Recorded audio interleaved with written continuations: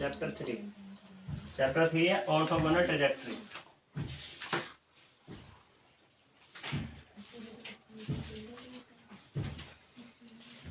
Orthogonal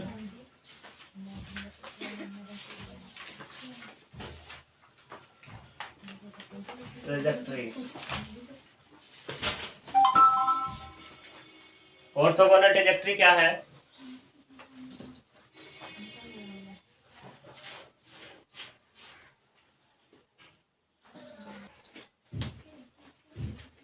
देखो, बात करते हैं सबसे पहले हम ट्रेजेक्टरी की।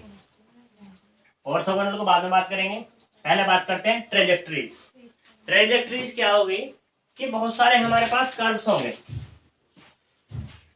सपोज करो ये कर्व्स है, बहुत सारे होंगे, ठीक है। यानी कि एक सिस्टम होगा, कर्व्स का एक सिस्टम होगा। ये जो कर्व्स होंगे एक दूसरे को इंटरसेक्ट करेंगे, कुछ इंटरसेक्ट करेंगे, कुछ नहीं करेंगे।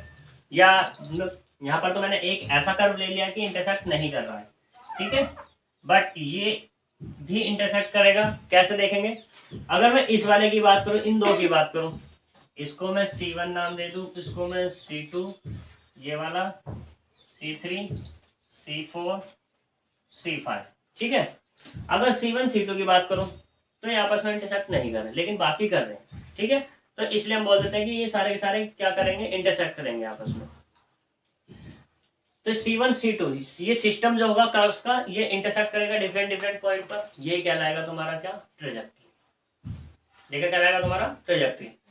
अब इसमें कुछ केस होंगे भाई, इंटरसेक्ट ये कैसे करेंगे, कोई परपेंडिकुलर होगा, कोई क्या होगा हमारा, एक तो राइट एंगल हो सकता है, एक राइट एंगल, दूसरा क्या बोल सकते हैं उसको, हिंदी में तो याद आ रहा है, एक न्यून कोण, ठीक, न्यून कोण, अधिक कोण, ये सारे, ठीक है, ऑब्ट्यूस एंगल, ये बहुत सारी चीजें हैं। तो अगर हम बात करें यहाँ पर किसकी बात है, ऑर्थोगोनल ट्रेजेक्टरी की। अगर कोई भी दो कर्व एक दूसरे को 90 डिग्री के एंगल पे इंटरसेक्ट कर रहे हैं तो वो क्या कहलाएगी, ऑर्थोगोनल ट्रेजेक्टरी कहलाएगी, ठीक है। कोई भी एंगल, वो दो हो सकते हैं, दो से ज्यादा हो सकते हैं, ठीक है। अदरवाइज क्या कहलाएगी, वो ओब्लिक ट्रेजेक्टरी कहलाएगी। अब यहाँ से क्वेश्चन कैसे बनेगा, क्वेश्चन आएगा डिफाइन ट्रेजेक्टरी। तो डिफाइन ट्रेजेक्टरी में तुम्हें डेफिनेशन दी हुई है, उसको तुम्हें डिफाइन करना है, ठीक है। मैं लिखवा लेगा, टाइम वेस्ट नहीं कर रहा मैं इस पर लिखवाने में। ये करनी कहाँ तक है, ये है तुम्हारी, a trajectory of a given system of a curve is defined to be a curve which cuts all the members of the family according to given law. भाई अगर जब ये कट कर रहे हैं तो हम अपने जो कोई भी लॉ होगा उस लॉ के अकॉर्डिंग तो कट करेंगे, ठीक है। तो उसके जो अकॉर्डिंग कट करेंगे तो क्या कहलाएगी, तुम्हारी ट्रेजेक्टरी कहलाएगी। ये तो होगी तुम्हारी ट्रेजेक्टरी की बात करते हैं किसकी, ऑर्थोगोनल की। ऑर्थोगोनल की डेफिनेशन नीचे दी हुई है, मैं तुम्हें बता दिया, कोई भी एंगल हो अगर वो 90 डिग्री पे क्या कर रहा है, इंटरसेक्ट कर रहा है, तो वो कहलाएगा orthogonal trajectory, otherwise oblique trajectory. Clear है इतनी बात? यहाँ पर इसमें जो तुम्हारा ये दिया हुआ है, जो ट्रेजेक्टरी हमारी टू टाइप्स से होगी। अब जो ट्रेजेक्टरी है ये हमारी टू टाइप से होगी। टू टाइप से कैसी होगी, एक तो होगी हमारी कार्टेशियन कोऑर्डिनेट में,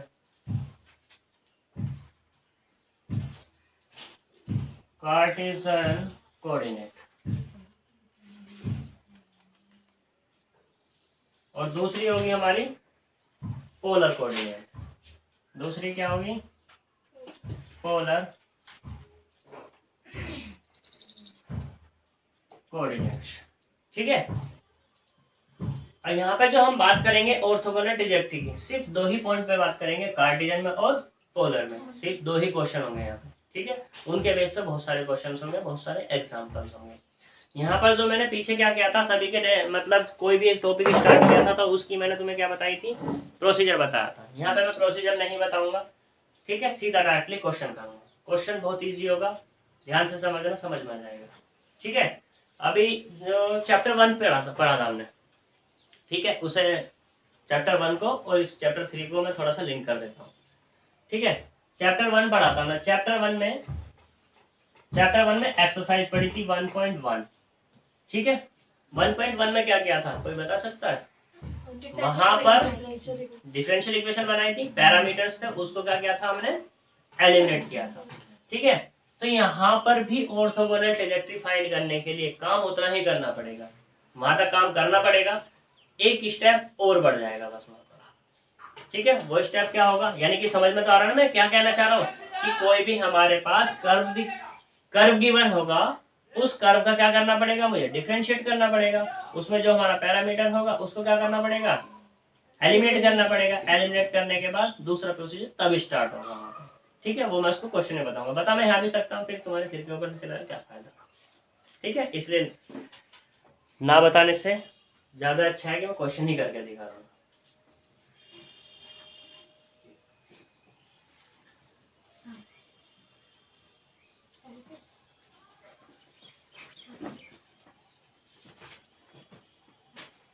और 2 टाइप्स के क्वेश्चंस होंगे बस यहाँ पर।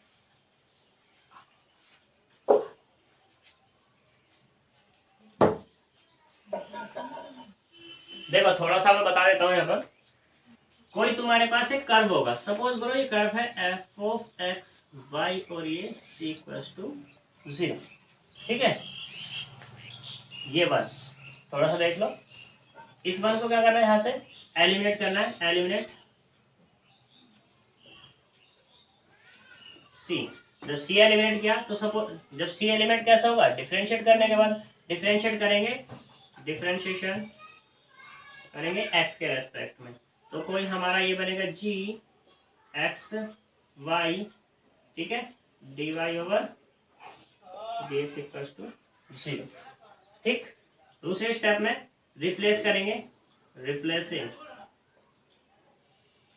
D Y over D x by minus d x over D Y.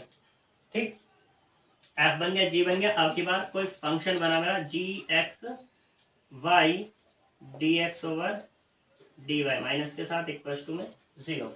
ठीक, इसको इंटीग्रेट करेंगे, इंटीग्रेट करने के बाद एक नया फंक्शन तैयार होगा, psi x y equals to 0, या ऐसे कह दो psi x y a equals to 0।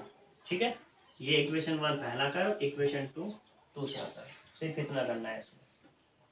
ठीक है, क्वेश्चन देखो अच्छे से क्लियर हो जाएगा। पहला क्वेश्चन देखो, एग्जांपल नंबर 1। एग्जांपल नंबर 1 है पेज नंबर D81। इसमें क्या कह रहा है, find the orthogonal trajectory of the family of curve y equals to a x की पावर n। तो गिवन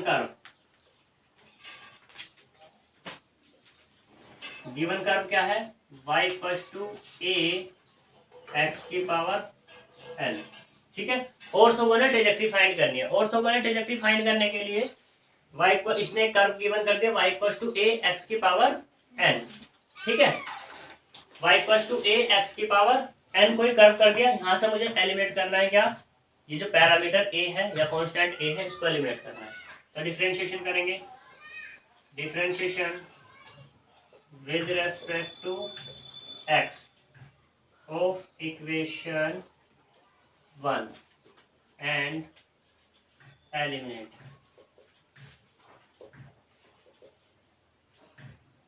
ए, ठीक, तो कितना मिलेगा, D Y over D x equals to N A x की power N minus 1, equation number 2। ठीक, equation number 2 को divide कर दो इक्वेशन नंबर 1 से, यानी कि यहाँ क्या बनेगा, d Y over D x divide by y equals to में ए एक्स की पावर n अपॉन एन ए एक्स की पावर n माइनस 1। यहाँ क्या मिला, d Y over D x equals to मिला y इंटू में 1 अपॉन n इंटू एक्स, ये तो मिलेगा, बोलो वाई एक्स। मैं 2/1 करा तो ऊपर n a x की पावर n माइनस 1 नहीं है यहाँ कितना है, 2/1 करा हमने। अब ठीक है, तो अब कितना मिलेगा, इससे तो एक कैंसिल हो जाना है, ए से तो ए कैंसिल, तो नीचे क्या मिला, n ऊपर पहुंच जाएगा, ठीक, और नीचे क्या बचेगा, x और इंटू में y। अब ठीक है, n upon x into y ये मिला यहाँ पर, या इसको ऐसा लिख सकते हैं, x into d Y over D x equal to N y. Equation number डाल दो 3। Equation 3 is differential equation. क्या इक्वेशन 3 डिफरेंशियल इक्वेशन है या नहीं है? है। और इसका ऑर्डर क्या है? ऑर्डर 1, यानी कि फर्स्ट ऑर्डर डिफरेंशियल इक्वेशन। और डिग्री कितनी है? 1 है, ठीक है। अब degree 1 first order first degree equation है, इसे हम कितने तरीके से सॉल्व करके आए हैं? 7 तरीके से, ठीक है। वैसे 8 से कर गए हैं और चेंज ऑफ वेरिएबल से भी कर पाए हैं, ठीक है। तो वहां पर हमें देखना होगा किससे कर सकते हैं, बाय वेरिएबल सेपरेट से कर सकते हैं, होमोजेनियस बना के कर सकते हैं, नॉन होमोजेनियस से, ठीक है। वैसे तो अगर देखी जाए ना रियलिटी में होते 4 ही हैं। एक तो होता है वेरिएबल सेपरेट, दूसरा होमोजेनियस, तीसरा लीनियर और चौथा एग्जैक्ट, ठीक है। इस तीसरे से और इस चौथे से और इस दूसरे से दो पार्ट निकल जाते हैं, ठीक है। होमोजेनियस से क्या निकलता है, नॉन होमोजेनियस वाला, क्योंकि नॉन होमोजेनियस है तो कैसे सोल्व करेंगे, होमोजेनियस बना करके। लीनियर वाले में क्या है, नॉन लीनियर बन गई तो कैसे सोल्व करेंगे, लीनियर बना करके। एग्जैक्ट वाला है, नॉन एग्जैक्ट मिल गए तो कैसे बनेंगे, उसके इंटीग्रेटिंग फैक्टर फाइंड करके, ठीक है। ये तरीके होते हैं। और एक हमारा चेंज ऑफ वेरिएबल है ही, क्लियर इतनी बात। अब यहाँ पे इक्वेशन 3 डिफरेंशियल इक्वेशन बनी है, तो सबसे पहले हमें यहाँ पे क्या करना होगा,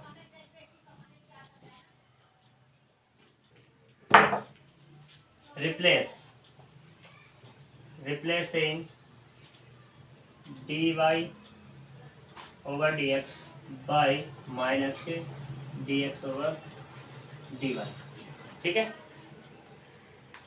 इन इक्वेशन किसमें, 1 में। तो 1 में जब रिप्लेस करेंगे तो x into minus d x over D y equal to में कितना मिला, एन वाई, ठीक। सॉल्व कर लो, तो सॉल्व करेंगे तो ये डाल दो question number 4। By variable separable, by variable separable से क्या करेंगे, एक्स वाले एक तरफ और वाई वाले एक तरफ, यानी कि माइनस के x into d x equal to N y d y. Integrate करो, इंटीग्रेशन ऑन बोथ साइड। जब इंटीग्रेशन करेंगे तो minus x d x equal to N y d y, यहाँ से कितना मिला, एक्स स्क्वायर अपॉन 2 और प्लस के C upon 2 N Y square upon 2। LCM लेंगे तो यहाँ से क्या बचेगा, C equal to N Y square plus X square, ठीक है। ये मिला यहाँ पे मुझे,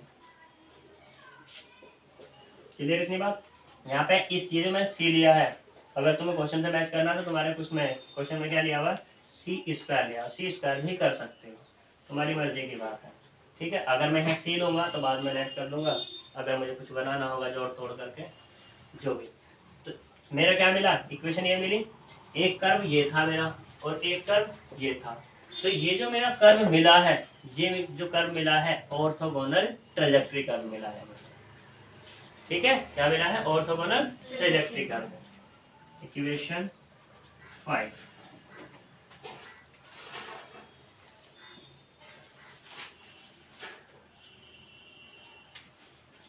equation 5 required orthogonal trajectory,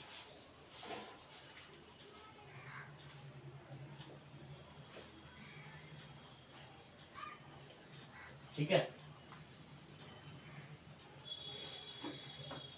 clear इतनी बात।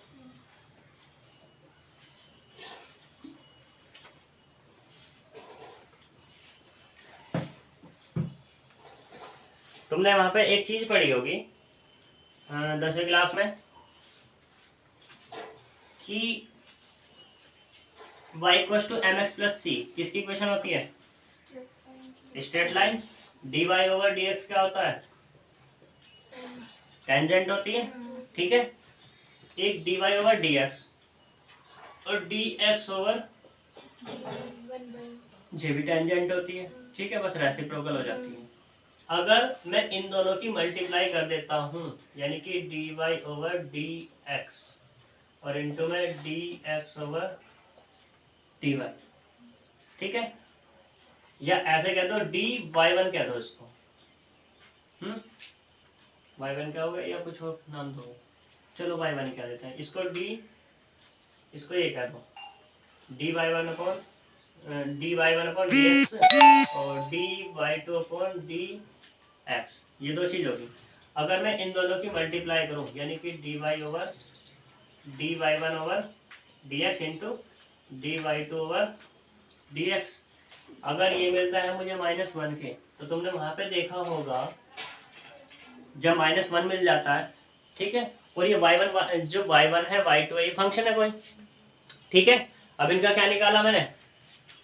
टेंजेंट निकाली, ठीक है। इन दोनों की मल्टीप्लाई कर दी, मल्टीप्लाई करने के बाद इनकी वैल्यू कितनी मिली मुझे? 1 मिली। तो इसका मतलब क्या हो जाता था कि y1 y2 एक दूसरे के क्या है, ये परपेंडिकुलर है, परपेंडिकुलर ही तो होता था।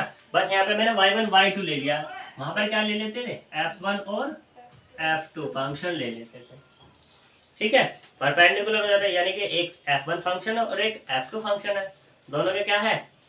परपेंडिकुलर है, ठीक है। तो वही केस यहाँ पर है, उसी से ही ये जो मैंने यहाँ रिप्लेस किया है ये, ठीक है, उसी से ही निकल के आया है ये चीज ध्यान रखना, बस मुझे इतना बताना था तुम्हें, ठीक है, ये चीज ध्यान रखना, मुझे इतना ही बताना था बस। क्लियर है इतनी बात? देखो जैसे dy ओवर dx को रिप्लेस किया किससे? माइनस के dx ओवर dy से, दोनों की मल्टीप्लाई करोगे क्या मिलेगा? माइनस के वाली तो मिलेगा, वो चीज है। पहली जो कर्व है मेरा ये है y equal to a x की पावर n, ठीक है, पहला कर्व ये, यहाँ पे क्या मिला? dy over dx। दूसरा कर्व ये, इसको जब मैं सॉल्यूशन करूंगा तो ये मिलेगा मुझे, जब दोनों की मल्टीप्लाई करूंगा तो क्या मिलेगा मुझे? 1 मिलेगा। तो इसका मतलब क्या हो गया? ऑर्थोगोनल ट्रायंगल है, ठीक है। और ट्रायंगल मैंने तुम्हें भी बताया था, ट्रायंगल कब बनेगी? जब दो कर्व होंगे, दो कर्व एक दूसरे को क्या करेंगे? इंटरसेक्ट करेंगे, और इंटरसेक्ट कहाँ पे करना चाहिए? वो 90 डिग्री के एंगल पे। क्लियर है इतनी बात? ठीक है, यहाँ तक कोई दिक्कत हो? अब तो समझ में आ गया होगा कि कैसे ऑर्थोगोनल ट्रायंगल बना रहे हैं, क्यों बना रहे हैं, कैसे बन रही है हमारी, ठीक है। ये तो हमारा करने का तरीका था, ये हमारा करने का तरीका कि अगर भाई कोई भी हमें क्वेश्चन दे देता है तो ऑर्थोगोनल ट्रायंगल कैसे हम फाइंड करेंगे, एक कर्व है उस कर्व से दूसरा कर्व हम कैसे फाइंड करेंगे, और जो दूसरा कर्व हम फाइंड करेंगे तो वो क्या होगा? उसके परपेंडिकुलर होगा, ठीक है। यानी कि इक्वेशन 1 और इक्वेशन 5 क्या है? एक दूसरे के परपेंडिकुलर है। क्लियर है धन्यवाद? चलो कॉपी कर लो यहाँ पे इक्वेशन 3 तो ये नहीं minus dx over dy in equation 3। अच्छा ये वाला कोई बात नहीं, थोड़ा बहुत तो हो जाता है, ये भी नहीं दिख रहा पूरा, अब दिखेगा, ठीक है।